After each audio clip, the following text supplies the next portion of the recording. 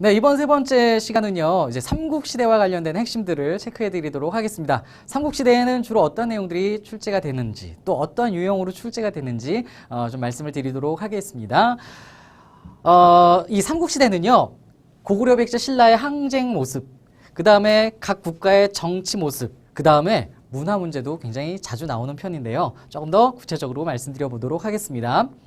고구려 백제 신라는 서로 경쟁을 많이 했어요. 많이 했는데 우리가 이제 여러분들 공부해 보셔서 알겠지만은 한강 유역을 누가 차지했느냐, 그게 굉장히 중요하죠. 그래서 한강을 차지했었던 그 나라가 그 시기에 전성기를 누리던 나라다. 우리가 흔히 이렇게 공부를 하는데요. 그걸 통해서 여러분들이 이제 문제를 맞추셔야 됩니다. 고구려 백제 신라의 그 경쟁 모습, 뭐 누가 한강을 차지하고 누가 어떻게 싸웠고 이런 내용들이 출제가 되고요. 그 경쟁 모습을 통해서 각 시대 상황을 맞추어내는 겁니다. 그 시기에 전성기를 누리던 나라가 누구였는지를 자료로 주고 그 시대의 상황을 골라내는 겁니다. 그래서 여러분들은 고구려 백제 신라의 항쟁 모습, 그 다음에 각 국가의 전성기 상황, 이런 것들을 잘 파악을 하셔야 된다는 것이죠. 두 번째, 삼국의 정치 모습입니다. 고구려 백제 신라에는 수많은 왕들이 있었고요. 그들 중에 일부 왕들은 굉장히 뛰어난 업적을 만들어내기도 했습니다. 그래서 고구려의 소수림왕, 광개토대왕, 장수왕, 또 신라의 지증왕, 법흥왕, 진흥왕, 그다음에 백제 같은 경우는 고의왕, 근초고왕, 여러 왕들이 있는데요. 각 왕들의 정책, 업적을 알아두셔야 됩니다. 그다음에 고구려 백제 신라는 오랜 기간을 지내면서 많은 법 제도들도 많이 만들었습니다. 물론 그 수많은 법과 제도들이 오늘날 우리들에게 제대로 잘 전해지고 있진 않아요. 많이 알려져 있진 않지만 그래도 우리가 사료를 통해서 확인할 수 있는 몇 가지 중요한 정책들이 있거든요. 예를 들면 고구려의 진대법 같은 것도 있고요. 신라의 골품제도 같은 것도 우리가 오늘날 볼 수 있는데 그 삼국시대의 그런 주요 제도들이 출제가 되는 경우 많이 있습니다. 그 다음에 삼국시대 문화 출제가 많이 되는데요. 물론 이 문화는요, 통일신라까지 합쳐서 통일신라 시대 문화를 엮어서 출제되는 경우가 더 많이 있습니다. 그런데 삼국시대 문화만 가지고도 우리가 잘 공부를 해야 되겠죠. 예를 들면 각국의 주요 석탑 불상들이 있습니다. 고구려의 연가 7년명 금동열의 입상, 그 다음에 우리 삼국시대에 많이 발전하고 일본에도 영향을 주었다는 그 금동 미륵보살 반가사유상, 이런 그 불상들이 있고요. 또 각국의 탑들도 좀 남아있는 게 있죠.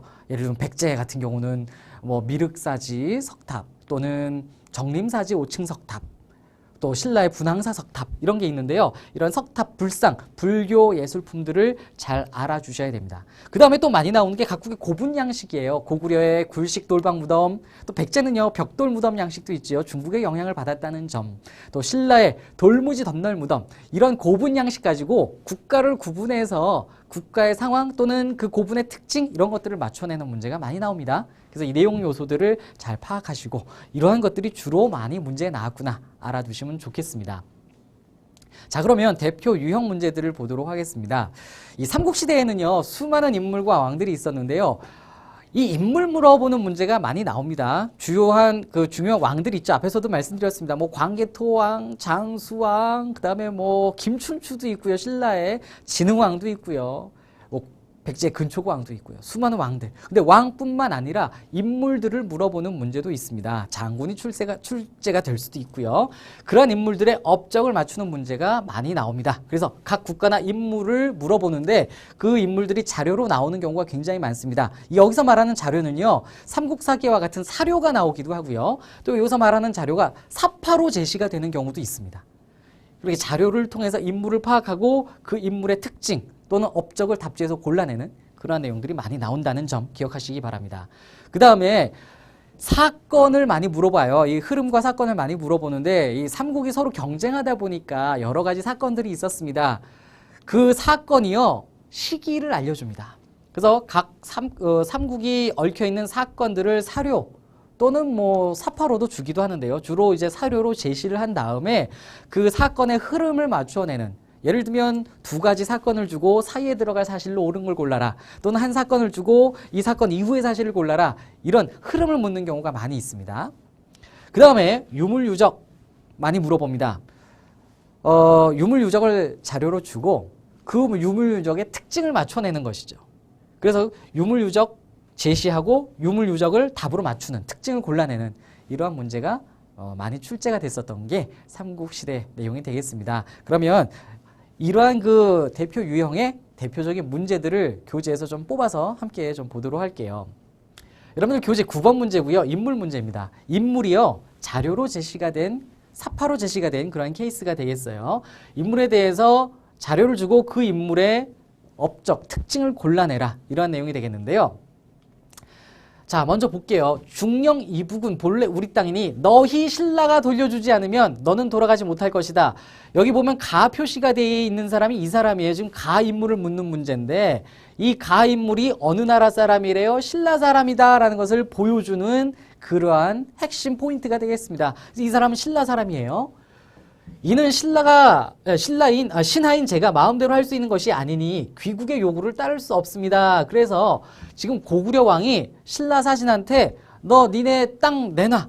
신라가 우리 땅 뺏어간 거 내놔라. 원래 우리 땅이었던 거 내놔라. 뭐 이렇게 얘기를 하는 거예요. 그랬더니 이 김춘추가 신하기 때문에 저는 함부로 드릴 수 없습니다. 지금 사실 거절을 하고 있는데 이 사람이 누구냐면 바로 김춘추예요. 김춘추가 그 신라가 백제를 공격하는 과정에서 김춘추가 딸을 잃게 되죠. 그래서 백제에 대해 복수심을 키운 게 김춘추입니다. 김춘추가 백제를 치기 위해서 먼저 접근했던 게 고구려죠. 김춘추는 고구려에 가서 고구려 먼저 손을 잡으려고 했었던 거예요. 근데 당시 고구려의 보장왕이 신라가 가져간 땅들 내놔. 옛날 고구려 땅 나 줘. 그러면은 우리가 동맹 맺어주고 너네 도와줄게 이래요. 김춘추가 거절을 하죠. 그래서 감금이 되기도 하고요. 나중에 탈출하지만 그래서 이 고구려와 신라의 연맹은 맺어지지가 않습니다. 그래서 나중에 김춘추가 간 곳이 당나라죠. 그래서 나당 동맹이 맺어지게 되는 거잖아요. 나당 동맹 직전에 있었던 김춘추가 고구려에 접근했었던 그 사건을 사파로 준 겁니다. 그러면서 문제를 푸는 사람들에게는 가인물이 김춘추인 걸 알아내라라는 거죠. 그래서 그 사파를 통해서 이제 김춘추를 파악한 다음에 아래 답지에서 김춘추를 골라내야 되는데요. 당을 몰아내고 삼국을 통일했다. 삼국 통일이 완성되는 시점은 문무왕입니다. 김춘추 이후였죠. 성골 출신으로 왕이 된 마지막 인물은 진덕 여왕이고요. 자장의 건의로 황룡사 구축 목탑을 건립한 것은 선덕 여왕입니다. 김흠돌의 난을 진압하고 귀족을 숙청한 사람은 이건 이제 통일 이후 신라인 신문왕 때 사실이 되겠고요. 집사부 설치를 건의하고 친당 외교 주도했다. 이게 바로 태종무열왕. 태종무열왕이 바로 김춘추잖아요. 김춘추가 나중에 왕이 되니 그가 바로 태종무열왕이지요. 그래서 답을 5번 골라내는 그런 문제인데요. 뭐 여기서 내용을 떠나서 사파를 통해서 인물 파악하시고 답지에서 인물 골라내는 게 삼국시대에서 주로 많이 출제가 되는 그런 문제다 기억하시고요. 사실은 이런 형태의 문제는 삼국시대뿐만 아니라 전 시기에 많이 출제가 되고 있습니다. 예, 11번 문제 보도록 하겠습니다. 여러분 교재 11번 문제는요. 가나 사이 시기에 있었던 사실로 옳지 않은 거 틀린 거 골라라 이런 문제인데요. 사건이 두 개가 제시가 됐어요. 그렇죠? 가 사건, 나 사건. 그 다음에 여기에 사이에 들어갈 수 없는 거 골라라. 즉 이거는 사건, 그 다음에 그 흐름을 알아야 되는 그런 문제예요. 삼국 시기에 여러 나라들이 그 삼국이 서로 경쟁하고 막 다퉈왔는데 그 사건들을 알아야 되고요. 그 다음에 그 사이에 들어갈 수 없는 것, 즉 이건 전체 흐름을 잘 꿰고 있어야 풀 수 있는 그런 문제입니다. 한번 볼게요. 자, 이 가 지문이 나왔는데요. 가 지문의 핵심은 이 붉은색 표시가 되어 있는 부분입니다. 소지마립간 15년 3월에 백제왕 모대가 사신을 보내 혼인을 청했다. 이건데요. 우리가 이 소지마립간을 어디서 배우냐면요. 나제동맹에서 배우잖아요. 소지마립간 때 백제 동성왕과 결혼동맹이 맺어지거든요. 여기서 말하는 백제왕 모대가요. 동성왕입니다. 백제 동성왕. 그래서 지금 혼인 얘기 나오고 있죠. 그래서 소지마립간과 백제 동성왕 모대가 혼인 동맹, 나제동맹을 맺어가는 그러한 사실이 나와 있습니다. 5세기 후반이었어요.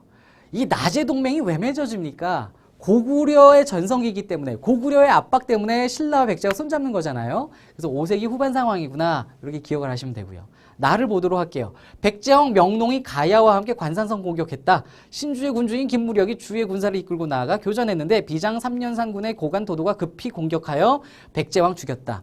핵심은 뭐냐면요. 백제왕 명농이요. 성왕인데요. 문제 풀 때 명농이 성왕인 거 아는 사람은 없습니다. 그래서 여기 빨간색 표시도 안 돼 있어요. 핵심은 뭐냐면은요. 관산성에서 백제왕 죽었다는 거예요. 관상성에서 백제왕 죽었다. 이걸로 풀 수 있잖아요. 관상성에서 죽은 백제왕은 성왕이에요. 아, 그때구나. 554년. 연도는 못 외워도 6세기 중반이라는 건 알잖아요. 누구한테 죽습니까? 신라의 왕이 누구예요? 당시 진흥왕입니다. 신라가 막 전성기를 누리려고 했었던 그 찰나. 그때였잖아요. 그죠? 백제는 재부활하려고 하고 있었습니다. 다시 성장을 하려고 하고 있었던, 새로운 도약을 하려고 했었던 시기가 바로 성왕 때잖아요. 한강을 되찾으려고 했는데, 그런데 그때 하필 신라의 진흥왕에 의해서 이 성왕이 죽음으로 인해 백제의 기가 꺾이게 됩니다. 그리고 신라는 한강 차지하고 전성기를 더 누리게 되는 것이죠. 그런 상황이었습니다. 그래서 6세기 중반 상황이에요. 그래서 가는요, 고구려가 잘 나가던 5세기 후반의 상황이고, 나는요, 이제 신라가 성장을 하고 성왕이 죽던 6세기 중반의 상황입니다. 이 사이에 들어갈 수 없는 거 골라라 이건데요. 답지가요, 꽤나 촘촘하게 나와 있어요.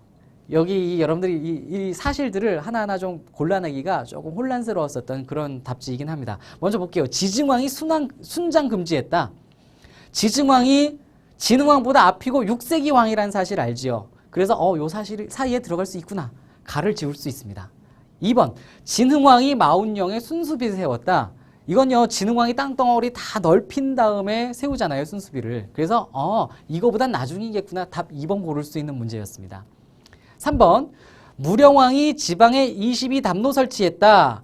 6세기 백제 무령왕 때의 사실이 되겠습니다. 여기 무령왕. 그래서 그 결혼 동맹 이후, 그 다음에 성왕보다 앞에 요 사이에 무령왕이 있었죠. 4번, 신라가 건원이란 독자적 연호 사용했다. 건원 사용하는 게 법흥왕인데요. 진흥왕보다 앞에 있었던 6세기 왕이잖아요. 이 사이에 들어갈 수 있습니다. 법흥왕. 그 다음에 5번, 백제가 사비로 천도하고 국호를 남부여로 고쳤다. 이게 성왕 때인데요. 성왕이 죽기, 지금 성왕이 이제 죽기 이전 상황, 요 사이에 들어갈 수 있는 사실이 되겠습니다. 답 2번 고르는데요. 지금 이제 저는 내용은 간단하게 말씀드린 것이고요. 문제 유형을 보셔야 돼요. 핵심적인 사건을 주고 흐름을 맞추는 문제가 삼국 문제에서 굉장히 자주 나오고 있다는 점 기억하시기 바랍니다. 자, 다음 오늘 마지막 문제인데요. 이번 마지막 문제인데 24번 문제입니다. 다음 자료에 해당하는 문화유산으로 옳은 걸 골라라. 그래서 25에 6번 문제였고 여러분들 교재에서 24번에 편성이 되어 있습니다. 자료로 유물 유적을 제시해주고 있습니다. 그리고 그 유물 유적을 사진으로 골라내라 이거예요. 즉 유물 유적 주고 유물 유적 맞추는 그런 문제였다라는 것이죠. 소재지가 충청남도 부여군이래요. 그럼 백제 땅이었겠네요. 그걸 감으로 잡을 수 있습니다. 아, 백제 골라야 되는구나. 심지어 여기 백제를 대표하는 석탑이다 뭐 나오고 있고요. 여러 백제 그 문화유산 중에 이러한 특징들을 좀 볼게요. 당이 백제를 멸망시킨 후 그 내용을 탑신부에 새겨놓았다. 탑에요. 당나라 장군 소정방이 당나라 멸망시키고 거기 탑에다 이렇게 써놨어요. 평제탑, 백제를 평정했다. 이렇게 써놓은 거예요. 그 탑이 뭐예요? 바로 정림사지 5층 석탑입니다. 답은 1번이에요. 이거는 신라, 통일신라 다보탑이었고, 그 다음에 이건 발해 영광탑, 그 다음에 4번은 신라 분황사 탑이고요. 5번은 백제탑인데 이건 이제 미륵사지 석탑이에요. 그래서 백제라는 것만 알면 1번, 5번 헷갈릴 수 있는데, 그래서 당이 백제 멸망시키고 그 내용을 탑신부에 새겨놓았다. 이 내용 가지고 정림사지 5층 석탑을 골라낼 수 있는 그런 문제인데요. 내용은 여러분들 부수적으로 잘 알아두셔야 되는 것이지만 이번 강의를 통해서 이런 문제가 많이 나오는구나. 유물유적 주고 유물유적 맞추는 이런 문제가 나오는구나. 그래서 유물유적의 내용도 잘 알아야 되겠고 모습도 사진으로 알아야 되겠구나. 이런 내용들을 인식하시기 바랍니다. 자, 수고하셨고요. 다음 4번째 강의에서 우리 다시 만나도록 하겠습니다.